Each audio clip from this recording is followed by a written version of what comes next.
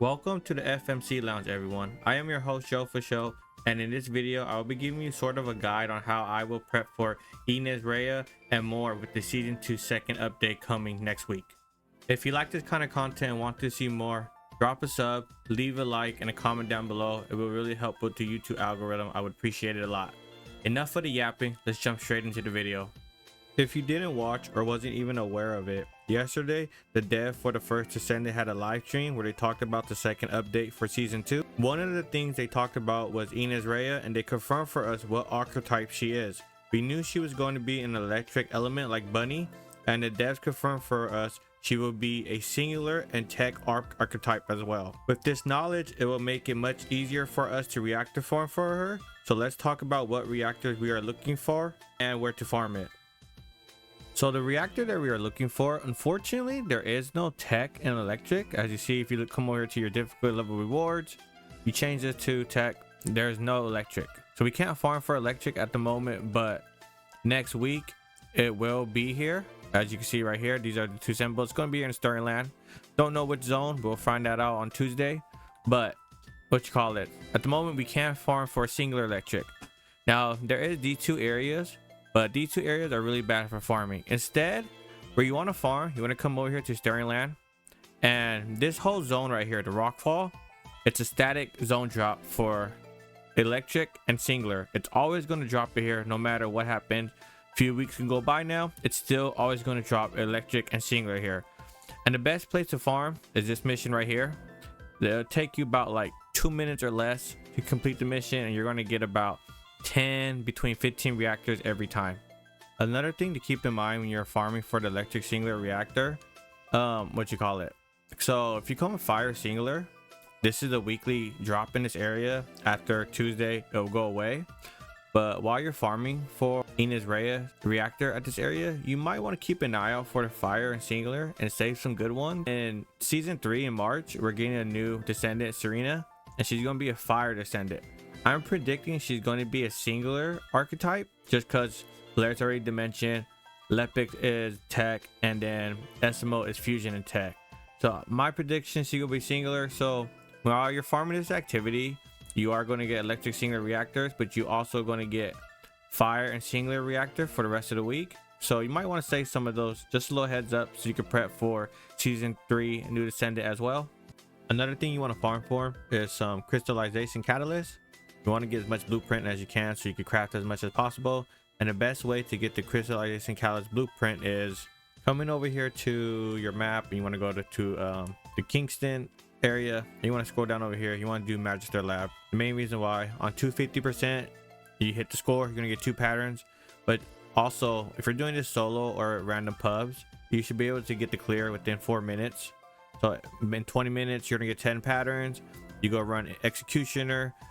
Executioner should take you about a minute solo or 2 minutes in pubs. So it's a good efficient farm for you to get catalyst. You could probably get about 4 between 8 within an hour, depending on how good your RNG is. Another reason why I recommend the Kingston Magical Lab dungeon to farm is because when season 2 came out, they changed something for these bosses on hard mode. Depending on which element the boss is, that boss is always going to drop reactors to match that element. So while you're trying to get crystallization catalyst, there's a slight chance that you could get, electrical tech while you're farming for Executioner. If you need materials to craft the crystallization catalyst blueprint, keep in mind when you're doing Void Vessel, as you can see in this clip, these chests have a chance at dropping that material. As you see, I opened up 3 of them and only 1 of them gave me the materials that I needed. If you want a more quicker and efficient way of farming for each material, I'll show you what I do for each one. So the first one we're going to talk about is Murky Energy Residue. You are going to back out of this, open up your map, you're going to come to Stirring Land, you want to make sure it's on normal difficulty. You're going to come down to this mission right here. So when you launch the mission, it's going to take you about like 30 seconds to get to this area that you see on the clip. You're going to go forward, you're going to look for this yellow bar, you're going to kill him. It drops about 9 between 16. After you kill him, you're going to abort the mission and load it back up. For the second material, Biogel, where I go to farm this is, you want to go to your map, go to Echo Swamp. From this area, Derelict Covert, and this outpost, you do this every time you kill the boss. He drops about like 22 amount, a little bit over 20. You can just do this every like 30 seconds, very quick and efficient. For this material, unfortunately, you need to open up the vaults with Enzo. Luckily, there's a very easy, good farm to do that. What you want to do is, again, pull out your map. You're going to go to Agna Desert, and you're going to fast travel to this area. When you fast travel here, the vault's always going to be either right here in this little area, or it's going to be somewhere over here, or somewhere over here. It's always going to be one of these 3 areas. So you just fast travel here, check the 3 areas. After you open the vault, fast travel away, you fast travel back, and that's all you do for that material. Now for the last material, what I like to do is, again, you want to pull out your map. You're going to come to White Knight Gulch. You're going to come to this area, fast travel here, and you're going to run over here, and it's going to be do this mission. All you're going to do is start it, make your way over here, the enemy right here, you kill him, and blam, and then you just abort and repeat, and you just do that over and over. Another thing that the devs confirmed for us yesterday in their stream was the way to unlock Ines Raya is going to be from Void Vessel hard mode. And with that information, based on Keelan so far with the first part season 2, this is the material that you need to craft Keelan. So it's probably be a good idea while you're doing Void Vessel, do some Void Vessel right now and open up these red chests, because this is the chest that's going to drop the material. Just remember, it's not guaranteed you're going to get the material you need when you open the chest. Another thing that you might want to farm for is the Secret Garden, and maybe reason why it's a unique ability. When you use the tech skill, you activate pest control, and what pest control does, it's going to give you increased firearm attack and skill power, and it stacks up 3 times, so it's going to be more than what stats you see right here. It's a really good ability to enhance 2 of her tech abilities, what I use for my Freyna and her tech ability. So if you know how to Secret Garden, you might want to start farming for it now.